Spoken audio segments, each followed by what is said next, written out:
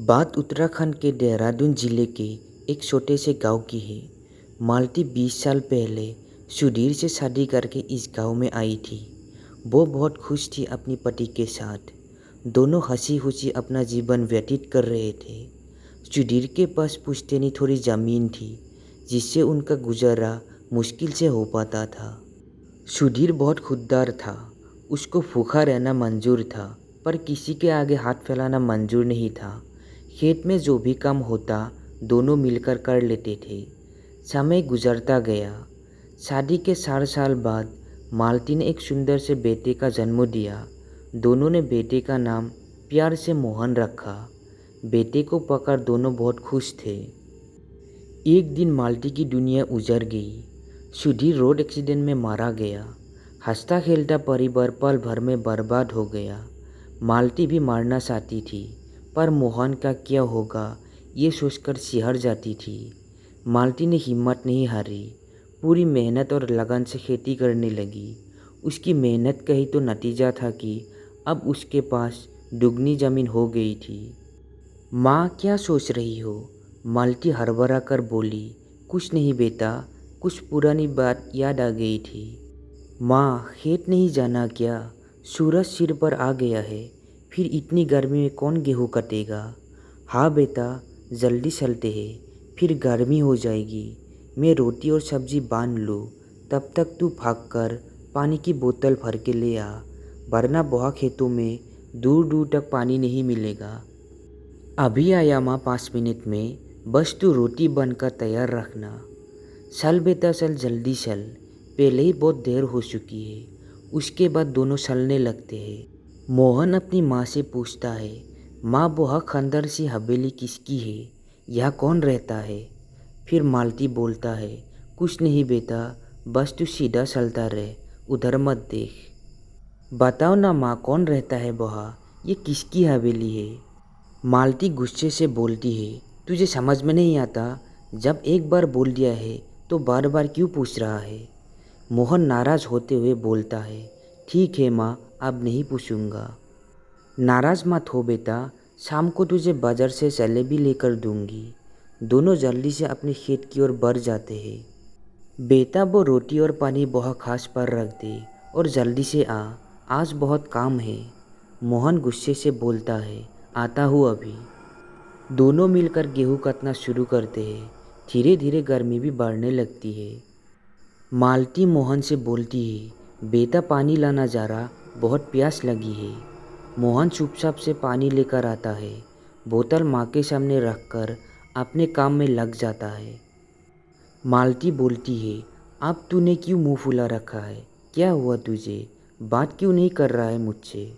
उधर से कोई जवाब नहीं आता। मोहन चुपचाप अपने काम में लगा रहता है।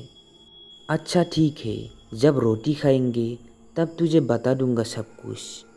दोपहर को दोनों खाना खाते हुए मोहन मालती से पूछता है, आप बताओ माँ। बेटा पहले वादा कर कि तू वहाँ कभी नहीं जाएगा। उसके बाद मोहन बोलता है, ठीक है माँ, मैं वादा करता हूँ। बेटा वो हवेली गुलजार हुआ करती थी। गांव के जमींदार की हवेली थी। भरा पूरा परिवार था उनका। एक दिन जमींदार के 2 बेटों ने गांव की एक लड़की के साथ दुराचार करके और उसका कत्ल करके हवेली के आंगन में बने कुएं में फेंक दिया था। उसके बाद मोहन पूछता है, फिर क्या हुआ माँ, बताओ ना। बेटा वो लड़की तो मर गई पर उस लड़की की आत्मा अभी भी वहाँ है। उसने जमींदार के पूरे परिवार को ख़त्म कर दिया। केवल पूरा जमींदार बचा जो शहर में रहता है। मोहन अबाक रह जाता है। पूरी उत्सुकता से सुन रहा होता है और ये सुनकर डर भी जाता है। उसके बाद मालती खाना खाते हुए बोलती है, चल बेटा जल्दी से खाना खा ले, फिर काम भी करना है। मोहन बोलता है, ठीक है माँ, तू चल, मैं आता हूँ। पूरी घटना सुनकर मोहन सोच में पड़ जाता है। सिर्फ और सिर्फ उसके दिमाग में हवेली वाली घटना ही चल रही होती है। मालती मोहन से बोलता है, बेटा पानी लाना जरा, बहुत प्यास लगी है, प्यास से गला सूख रहा है। मोहन बोलता है, माँ पानी तो ख़त्म हो गया, थोड़ा सा ही बचा था, रोटी खाने के बाद मैं पी गया। मालती बोलती है, आप कैसे काम करेंगे शाम तक बिना पानी के? मुझे तो शक्कर भी आ रहा है।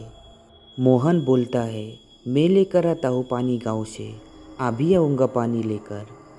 सुनो बेटा, जल्दी आना पानी लेकर, और हाँ, हवेली की तरफ बिल्कुल मत जाना। मोहन बोलता है, ठीक है माँ, मैं अभी आता हूँ पानी लेकर। किसी सोच में खोया हुआ मोहन पानी लेने चल पड़ता है।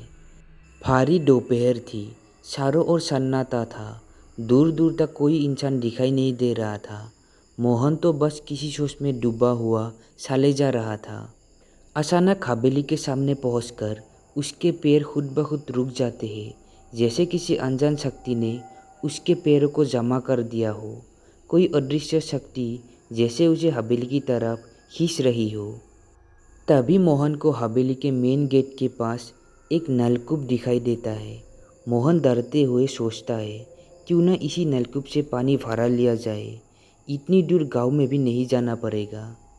उत्सुकता और एक अजीब सी डर के साथ मोहन आगे बढ़ता है। तभी अचानक उसको अपने पास किसी के होने का एहसास होता है। मोहन डर से चारों ओर देखता है, पर कोई नहीं दिखाई देता। हवेली के पास पहुंचकर मोहन बड़े गौर से देखता है। वो पुराना दरवाज़ा, जर्जर हुई ईंटें, मकड़ी के जालों से अटी पड़ी पूरी हवेली, ये सब देखकर मोहन का मन बेचैन हो उठता है। वो जल्दी से वहाँ से भाग जाना चाहता है। उसके बाद वो दौड़कर नलकूप पर जाता है पानी भरने के लिए, पर ये क्या, नलकूप तो खराब है। तभी अचानक उस पर पीछे से कोई झपट पड़ता है। मोहन चिल्लाता है। डर के मारे वो अपना मुंह नीचे झुकाकर बैठ जाता है। कुछ देर ऐसे ही बैठे रहने पर जब आवाज़ आनी बंद हो जाती है तो मोहन देखता है कि वो तो चमगादड़ थे। अब मोहन बहुत डर जाता है। जैसे ही वहाँ से जाने के लिए कदम आगे बढ़ाते हैं तो पास के कुएं से अजीब सी आवाज़ आती है, जिसे सुनकर मोहन की रूह कांप जाती है। मोहन बड़ी गौर से कुएं की तरफ देखता है, जैसे वहाँ कोई है। फिर वही आवाज़ आती है। मोहन उत्सुकता और डर से बाबरी की तरफ देखता है। धीरे धीरे कदमों से मोहन बाबरी की तरफ बढ़ता है। अचानक फिर से उसे वही आवाज़ सुनाई देती है। मोहन की आंखों से आंसू आने लगते हैं। एक बार मोहन वहाँ से जाने के लिए सोचता है, पर कोई अनजान शक्ति उसे बाबरी की ओर खींच रही है। उसके कदम खुद ब खुद बाबरी की ओर जाने लगते हैं। मोहन नज़रें घुमाकर इधर उधर देखना चाहता है, पर देख नहीं पाता। बाबरी के पास पहुंचकर अचानक मोहन के कदम खुद ब खुद रुक जाते हैं। मोहन की आंखों से लगातार आंसू बह रहे थे। फिर उसको एक चीख सुनाई देती है, चले आओ वहाँ से। जैसे ही मोहन बाबरी में झांकने की कोशिश करता है, अचानक उसे अपनी माँ की आवाज़ सुनाई देती है, मोहन बाबरी में मत झांकना बेटा, मत झांकना। पर तब तक बहुत देर हो चुकी थी। बाबरी का वो भयानक काला साया मोहन को अपनी आगोश में ले चुका था। बाबरी में झांकने के साथ ही मोहन की प्राण पखेरु उड़ चुके थे। सब कुछ शांत हो गया था। मोहन की लाश बाबरी के पास बेजान सी पड़ी थी। मालती का रो रो के बुरा हाल था। मोहन के गम से मालती भी पागल सी हो गई। आज फिर उस खूनी बाबरी ने एक बलि ले ली थी। आखिर कब थमेगा मौत का ये सिलसिला। तो दोस्तों, हमारी आज की ये कहानी कैसी लगी कमेंट में ज़रूर बताना। अगर आपके पास भी ऐसी कोई कहानी है जो शेयर करना चाहते हैं, डिस्क्रिप्शन बॉक्स में मेरा ईमेल आईडी है, तो उस पर शेयर कर सकते हैं।